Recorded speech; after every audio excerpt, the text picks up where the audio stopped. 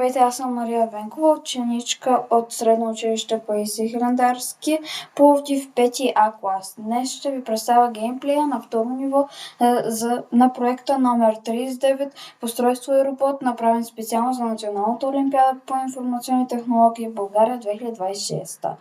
Когато натиснем старт бутона, виждаме екран за зареждане. Тук в UI има бутони за спиране и пускане на музиката.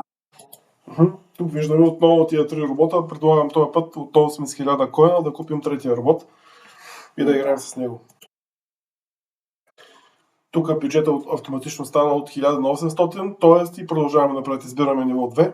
Избираме ниво 2, точно така. И сега екшън. И целта е да стреляш 50...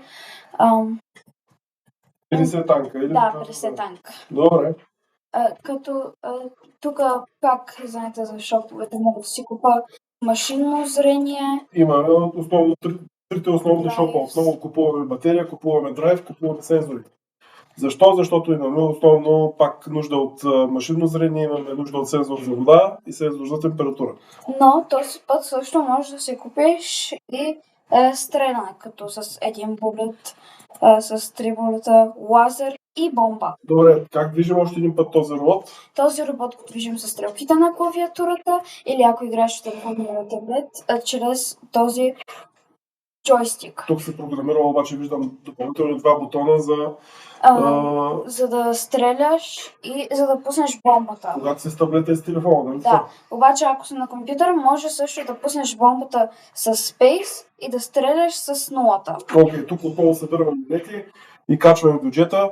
Тук имаме също battery charge, нали така? Да, тук може да видим колко танка сме застреляли, колко време имаме и какъв ни е бюджета. Добре, давай купувай сензорите и батериите да видим сега за какво става въпрос. Тук ще си купа един лазер. Ти директно оръжие си взе, добре? За да мога да ги стрелям. И всеки път, когато ги стрелям. С лазера ги убиваш независимо от разстоянието, нали така? Да. При другите не е така. Винаги, когато си купуваш оръжие, бюджетът ти намалява.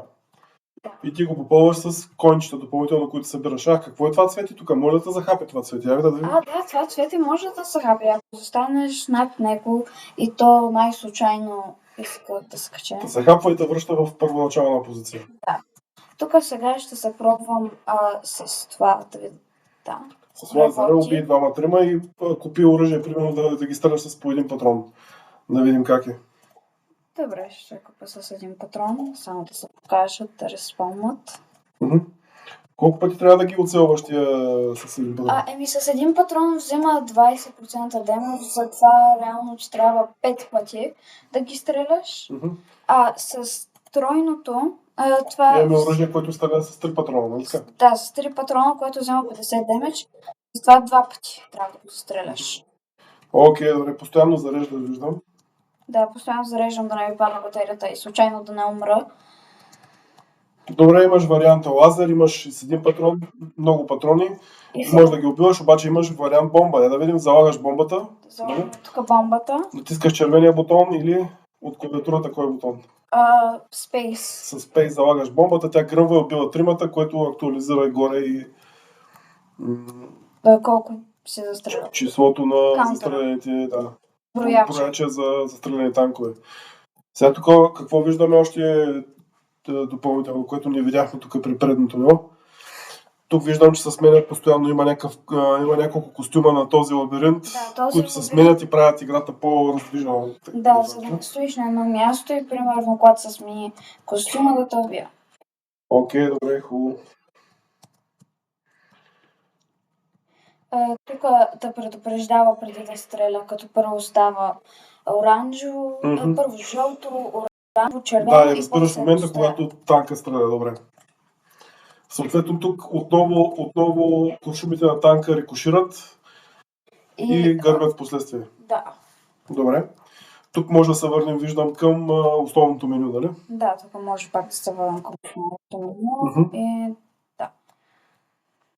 Добре, окей. Може да се върнем към основното меню? Да, може. Да, ниво 3 избираме. Добре, ниво 3. Това е work in progress, който евентуално ще го направим на Пловдив Game Jam 2026 към края на януари. Тук имаме бутон пак да се върнем. И ще попълним нивото практически. Да. Това е за сега. Добра работа се свършила. Благодаря. Довиждане.